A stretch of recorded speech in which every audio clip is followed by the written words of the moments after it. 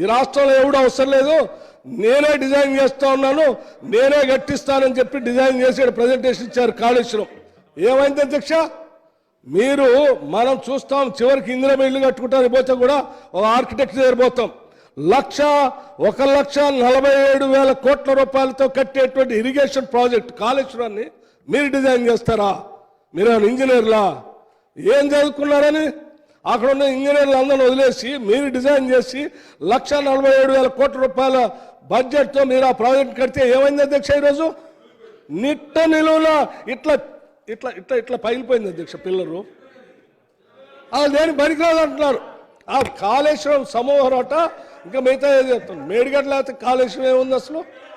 అటువంటి ప్రాజెక్టులు మీరు అట్లా చేసి మళ్ళీ మేము రిపేర్ చేస్తాం అంటే కాళేశ్వరం కూలిపోయినట్టే ఉంటుంది. మళ్ళీ మీరు రిపేర్ మొదలు పెడితే గోదావరి నది నుంచి రావాల్సిన నీళ్ళని, కృష్ణా నది నుంచి రావాల్సిన నీళ్ళని ఒక్క చుక్కను కూడా తెలంగాణ రాష్ట్రాన్ని రానియకుండా లక్షల కోట్లు మాత్రం ఈ నీటి పారుదల ప్రాజెక్టుల మీద విపరీతమైన అవినీతి చేసి తిన్నారనేది కాగు లెక్కలతో సహా చెప్తా ఉంది. దీన్ని కూడా ఇంకా మీరు ఒప్పుకోకపోతే ఇంకేం చేస్తాం అధ్యక్ష?